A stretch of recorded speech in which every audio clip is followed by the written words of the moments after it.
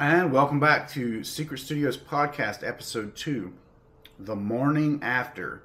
So this is about 11 o'clock a.m.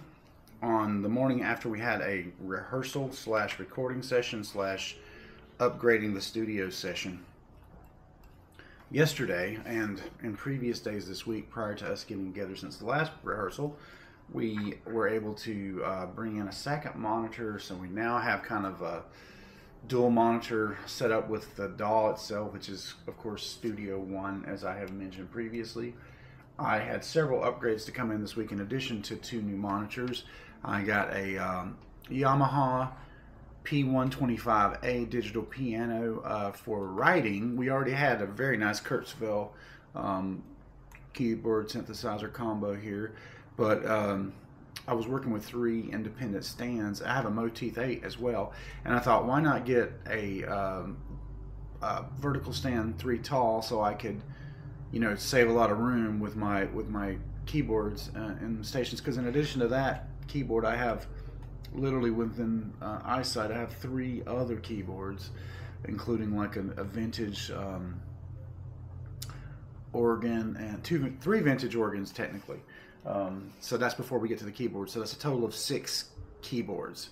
Well, if you count each individual level, it's more than that. But you get my point. We have a lot of keyboards, and that's an element that we don't even, in this group with Mark, of course, there's always one person playing keys, but it's recording tools that really, we're not using them all the time. They just look amazing, and people tend to want to sit down and play them, but they take a lot of space. So in addition to that, right now within my view, I see we have probably 1, 2, 3, 4, 5 amps that I can see. 2 powered speakers, another mixing board, the mixing board that I work on here at the DAW, and sort of a periphery table, extra drums from the old kit, which those are going to be cleaned up and put in the back. And then we have 1, 2, 3, 4, 5, 6, 7, 8, 9, 10, 11, 12, 13, 14, 15, 16, 17 guitars in view, plus 2 basses.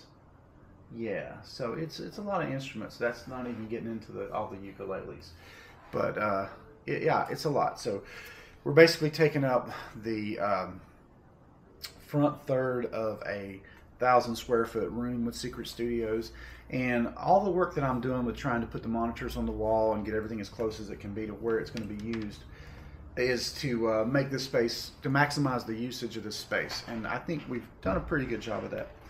So here on the morning after, one of the things that I typically do would be to listen to what we did yesterday. And I will say that yesterday we ran into some headphone issues, which I'm actually going to take these headphones off so that what you're hearing is what I'm hearing. And that would bypass some of the technical issues that we had. But we had, 5 guys in here yesterday trying to record simultaneously just to lay the ideas down. And I like to think that usually we're going to leave with a complete song like we did our first session. But on this occasion, the drummer had a hard stop at 4, even though he stayed an extra hour. God bless you, Will. Appreciate that. Because he was also the one bringing a lot of extra stuff up here this week and, setting his new drums up. But we came down to less time. And you can hear right now, like, there's background noise going on. We're above a nutrition store, and during the day, they're making smoothies and whatnot. At least my ears can hear it. I don't know how much is coming on the podcast mic here, but it's not ideal for recording in those times. So we generally focus on after a certain time on Saturdays, Sundays, and Friday evenings. Now, I already know what this week's going to shake out like because we have a new guy coming in to try out on bass. And, this band is not about money. It's just about putting a creative group of guys together and making music, okay? So if this guy turns out to be, really great or golden, Harrison and I, for the purpose of writing, we don't have to have 3 guys playing guitar. Like, for example, Tim comes and brings his 12-string a lot of times, and that's just a different vibe, if you will.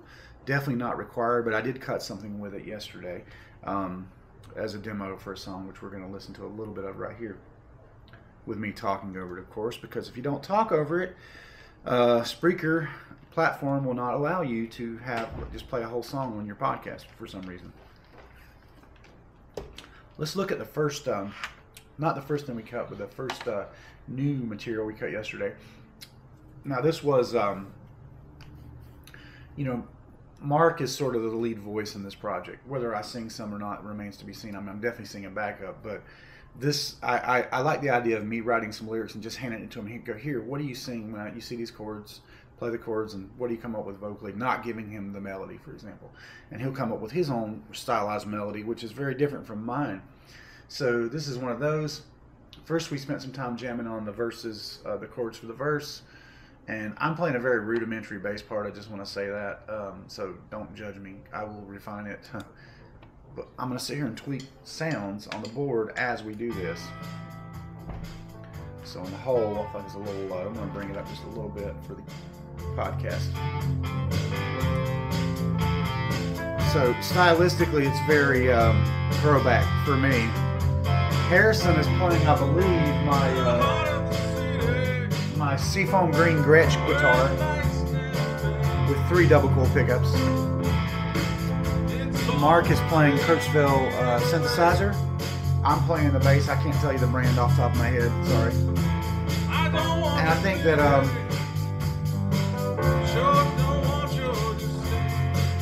that's about it as far as the drums.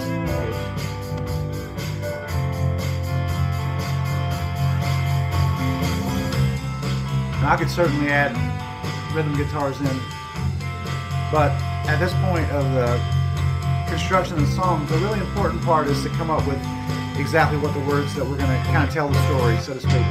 And so I started, as we ran out of time, I started building in hooks like that right there, da-da, da-da. And when we're all tight on that, it'll be a nice little throwback style rock track, I think.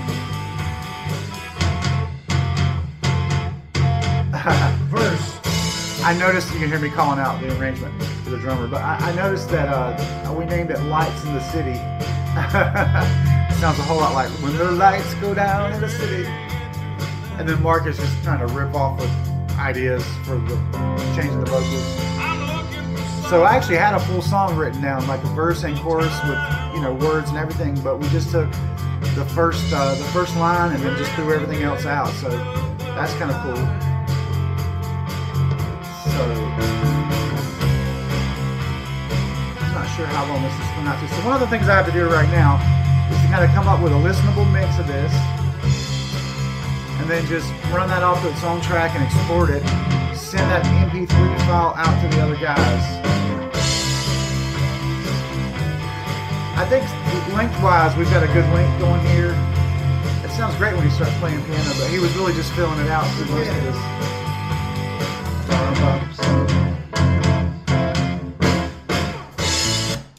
I really wanted it to end right there, and we couldn't quite make that happen. So I'm just going to save the work that I have done. And we always save as a new day when we make edits. So this becomes Lights in the City 3-4-24 instead of 3-3-24. That way, if you make a mistake, you can always go back to the day before, and you know, similar to the way Pro Tools sessions we run at you know, Snug Records for all our most modern work. Just a good methodology, and that's one of the things that touching the board every day helps me remember. This thing's complicated, guys. We have everything labeled, and I think we've made changes to the way we originally labeled it, so now it's, you know, needs to be changed again. But that said, we're getting somewhere. So now I'm going to load up something that I really was important to me to get cut, Christian song called King of Light, because we're going to be I got invited to a sort of singer-songwriter writing session at one of the local churches where I have a few contacts at. So that's going to be next Saturday morning. And I didn't know if folks were just going to walk in and say, well, here's an idea for a song. Let's all kind of work it up. I doubt that's what it is, because that requires like a little bit of trust, and that we're all just kind of new to working together. So I'm thinking they're going to all come in and have these great songs written, and that made me feel a little bit insecure. So I wanted to have at least one in the pocket, brand new for this, and then 2 or 3 partial ideas, so that if it was the other way, they want to take an idea. I'm like, well, here's the title, here's a verse, that sort of thing. But here's what that sounded like. And, you know, the drummer, it was just being introduced to it. It wasn't like we maybe played through it one time.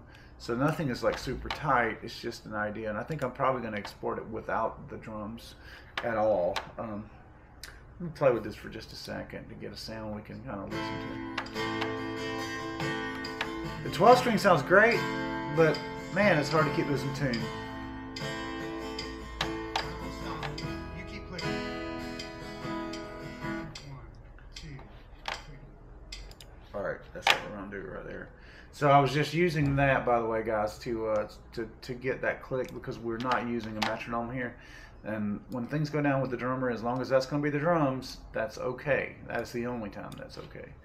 We've had some difficulty getting click tracks to work the way we want, as far as being listenable in everybody's headphones. Which I know it's something technical, and we'll get through it, but man, what an annoyance. Okay, so we have one track, which is just my lead vocal and acoustic guitar. So what I'm going to do is I'm going to start with soloing the lead vocal.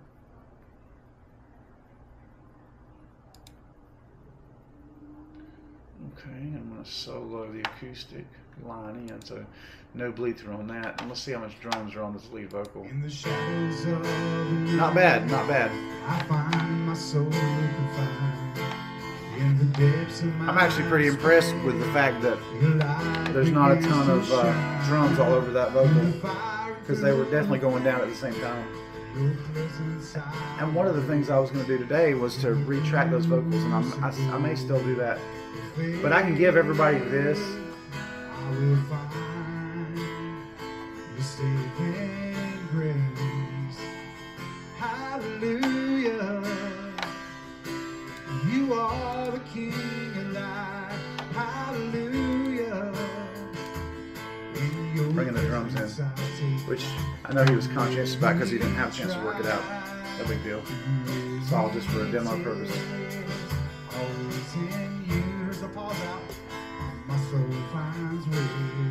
So if I did recut the vocals, I wouldn't have to have all those talk instructions. That's enough of that, though. I don't want to get this song banned or taken off or whatever. So yeah, that's where it's at with Secret Studios this week. I'll probably spend another hour on this today and have an MP3 presentable to those guys. I think I will retract those vocals. And I'm just like scared of touching things on here. It's real easy to delete the work that you've done. In fact, one of the first things I want to do right now is save this under the new title. That way I have the old one to go back to. And it's just updating the date. King of Light, 3/4/24. Boom.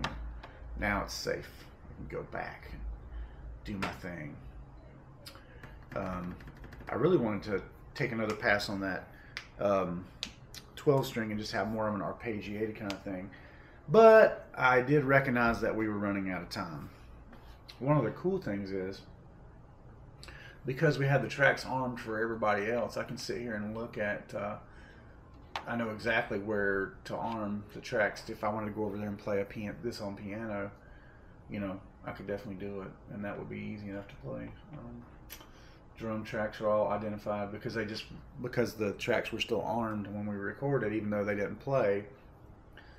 They're all represented here with like blank tracks. So harmony, harmony, harmony, bass. So yeah, very, very easy. The bass on this would play itself practically. I should probably cut that. Anything that's line in, it's just easier to not have to. Now, obviously, you know, there's things that you don't really record line in. For example, the acoustic has to be mic recorded. Some of these organs have to be recorded with a mic to really get the most beautiful part of it, which is what we're trying to do. But there's flexibility when you have the option to do line in. So what else with Secret Studio? I guess my next approach would be to grab one of the guys at a time, like if Mark comes over this week to lay down some vocals, or when he has the vocals for this, or the lyrics I should say, to sing the vocals. We'll do that. And knowing that we have a new guy coming to the room next week, well, next Sunday, this week technically, I guess, I need to go ahead and configure my new powered speakers and my mixing board so that we have an easy way. I don't want to get into the board. Doesn't matter recording, it doesn't really matter. So I want to get into you know, conversely though, I could have him put a bass on one of these songs, just show him the chords and see what he did. just out of curiosity. Most guys just have to see that you're fairly serious. And we do have to switch out one more monitor, which I believe this old video. So this machine runs on 2011 Windows XP Service Pack 2, because that's what this board was designed to use, and we just made a decision to sort of stay back there, knowing that if you don't constantly update it, PreSonus makes this board, they make it to go with Studio One, an older version of Studio One, which I stuck with instead of getting the subscription. So the idea is that we'll just have a rock solid. By the way, this is a $3,000 board that I only paid $900 for. It's only ever been in one recording studio before this one, so I thought that was an excellent deal, which I found on Reverb, thanks to my buddy Jeff, who turned me on to that, and also turned me on to the idea of this particular setup with this particular board. I think that's great, and so far I'm pleased with it. It's just like I knew it would be. It's more complicated. That said, it's not as complicated as having to have $30,000 in compressors in racks and physically wire that stuff together. That is complicated. There are some components here that we need to improve the quality of. We have some 1/8 inch lines with 1/4 inch adapters that I think I'd like to take out of the mix and just get 1/4 inch all the way.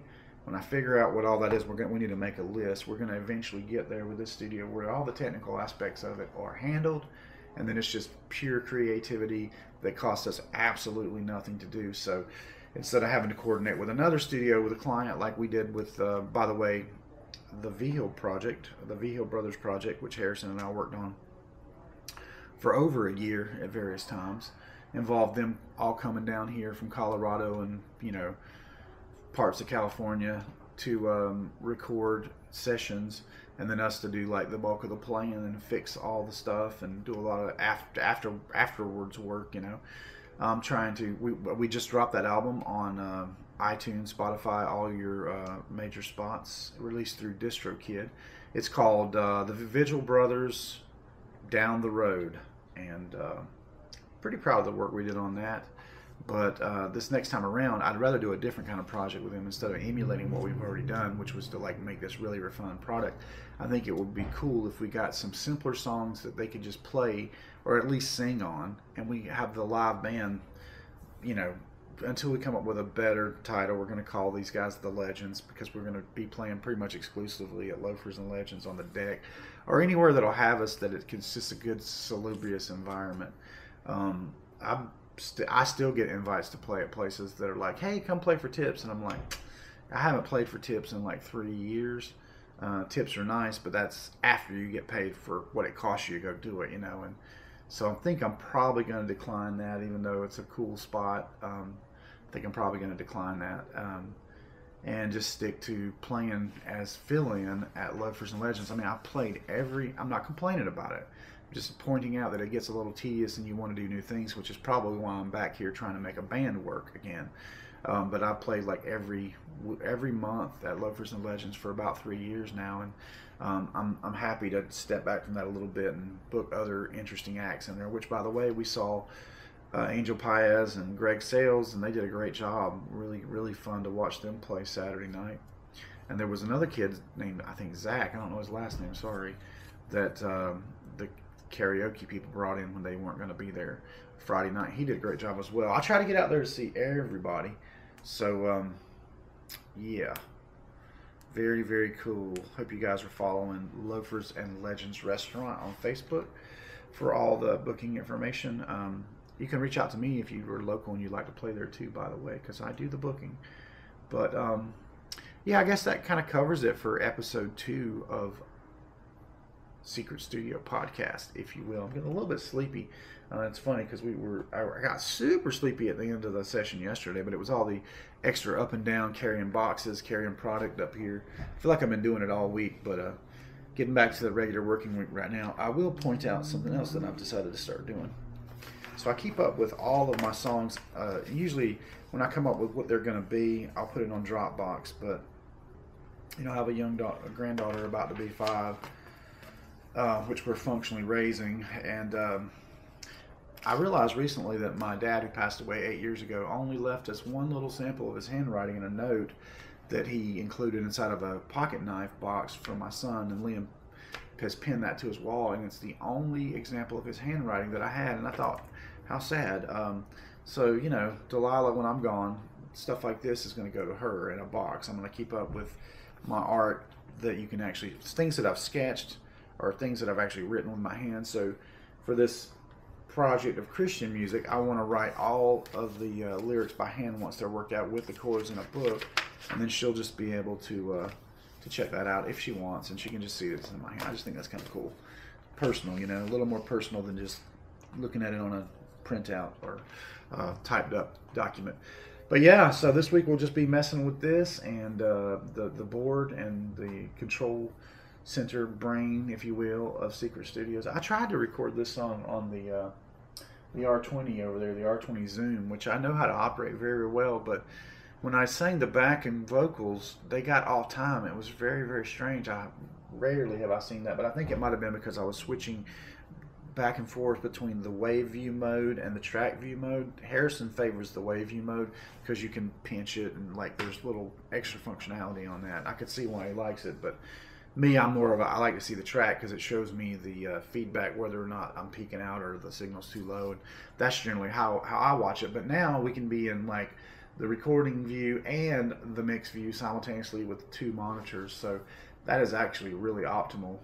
I mean, I guess it would be possible if you had the right video card to go with 4 monitors, and you still could probably use all that stuff, but it's not needed. I think down the road, I might migrate these 2 monitors to a big curved gaming monitor, because basically for what I spent for 2 monitors, I could have had that one, but I've already got this dual adjustable, movable, positionable rack, which I went to the trouble of putting up years ago.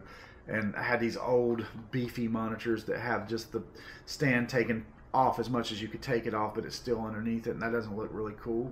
So now I have the sleek Philips monitors. When I replace the old one here, it'll probably just be thrown out, and I will keep the other one, the other Dell, because it's bigger and it has a stand on it. I'll just keep that for using with a laptop if I ever need to. But slowly but surely, again, we are dialing this in, and everything that we need is here. It's just a matter of making it all work in harmony with one another, and getting all the components. Like we've got an interface over there that I'll probably never use again. Getting all the components we're not using sort of tucked away in the behind the walls kind of a thing. But Secret Studios is a dream come true, let me tell you, and it's just getting better every time we use it. So that is what we have for you for episode 2, and hopefully I'll have a guest spot on here for episode 3, and I'll have some more direct music that you can listen to. But that'll do it for us this week. Hope you guys are having a great one, and you're making strides with your own music. Thanks for listening.